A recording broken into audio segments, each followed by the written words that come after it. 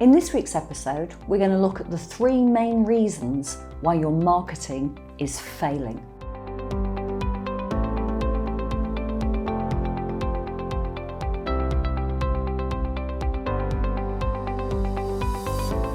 I speak to a lot of coaches.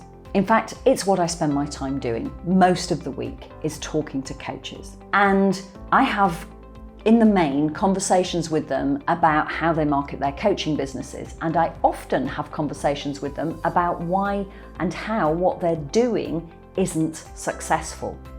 And it's interesting, I've spoken to lots of coaches recently who've said, it doesn't matter how I market, it just doesn't work. And so I've been looking at some of these coaches who've been telling me that the marketing that they've been pouring their time and effort into recently isn't working. And I have come up with 3 reasons, and this is spread across probably 30 coaches, 3 reasons why their marketing efforts are not resulting in the paying clients that they want them to.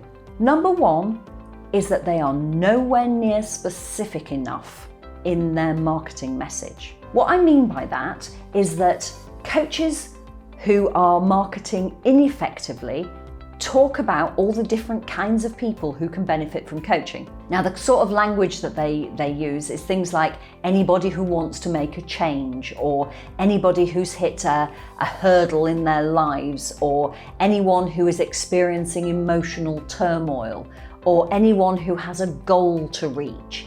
And as soon as you start using language like anyone who, nobody's going to hear you. Anyone who is like white noise. Nobody thinks, gosh, I am anyone who. That's not something that happens. And without exception, the coaches that I was effectively auditing their marketing, they were all suitably vague, or I suppose unsuitably vague, in their targeting. They didn't have a specific focus for their marketing message. And so not only was it not hitting home, it didn't even have a home to hit. So that's the first reason why marketing fails. The second reason why marketing fails is when it's unpredictable. What I mean by unpredictable is that when one week the coach is talking about the, for example, people that they helped through a divorce, and the following week, they're talking about how they can support people through bereavement. And the week after that, they're talking about how they can support somebody through a career transition. Now, those coaches have got the idea that they need to be specific, but the piece that they've missed is they need to be specific on an ongoing basis. And having a week talking to one kind of client, and then another week talking to a different kind of client, and a third week talking to yet another kind of client isn't consistent marketing. It's flip-flopping, if you will, between one kind of client and another. And the amount of time and effort and emotional energy that you need to put into developing an ideal client profile from within a niche that you've chosen, it is extensive. And so when I see coaches who are kind of changing their marketing message every other week, I know that they haven't put that kind of time and effort in, and that's why they're not getting the results that they want. The third reason why your marketing is failing is that you're not consistent. Now, what I mean by consistent is, as a marketer, it is your responsibility, it is our responsibility to show up, to become visible. And we don't have to be visible to the whole world, we only have to be visible to the kind of clients that we want to work with, so people who fit our ideal client profile.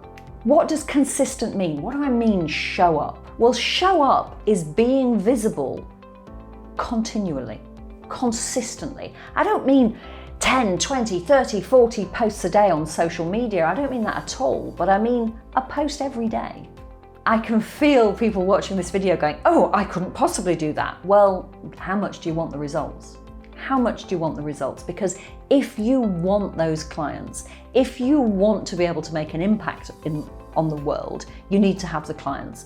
If you want those clients, then you need to be consistently visible to them. And that means appearing in their radar, on their radar, every day.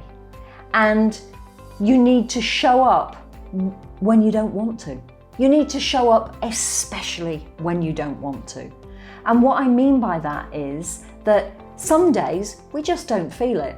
And those are the days it is doubly important to show up, because having one off day where you're not consistent with your marketing really quickly escalates into, well, I haven't done very much actually for the last few weeks.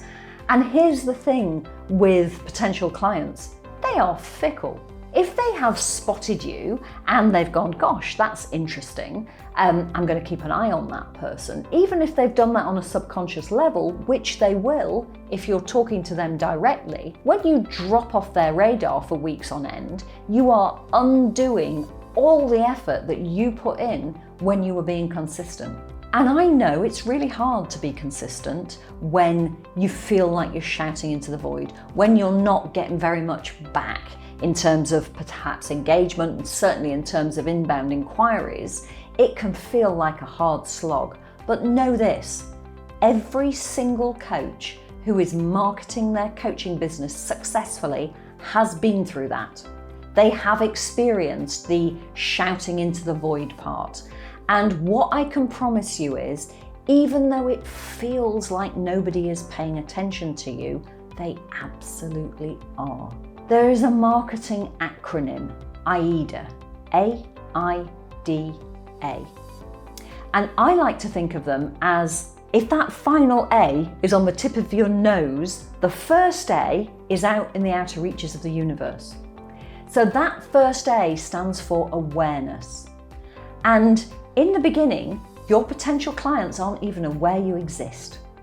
And so your job is to start to appear on their radar. And that's the awareness part of AIDA, the first A. The second letter is an I, and that's for interest. And if you imagine this is you drawing them into your world.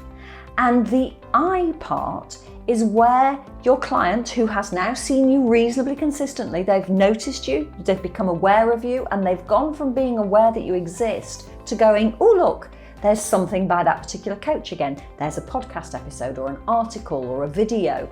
I must have a look. I'm quite interested in what they're doing. The next letter is D, and that stands for desire. And that's where the interest that they've shown, so we've gone from awareness through interest and now we're into desire. And the desire is, I think maybe I need to talk to this coach. And the final A, the one that's on the tip of your nose, the one that you've drawn them right inside your world, that A is action. And very specifically, the action that your potential client takes is the action that you have asked them to take. And that action for a coach is usually, why don't we have a conversation? Either send me a message or book a chat in my diary. But in asking them to take action, you are giving them a clear indication of what it is that you want them to do. And if you market correctly, that acronym AIDA and this idea of drawing your clients into your world, it absolutely works. And it absolutely will allow you to have the impact that you want to have on the world. Remember to subscribe to the channel and hit the notification bell so that you don't miss a single episode. I really look forward to helping you thrive in your coaching business.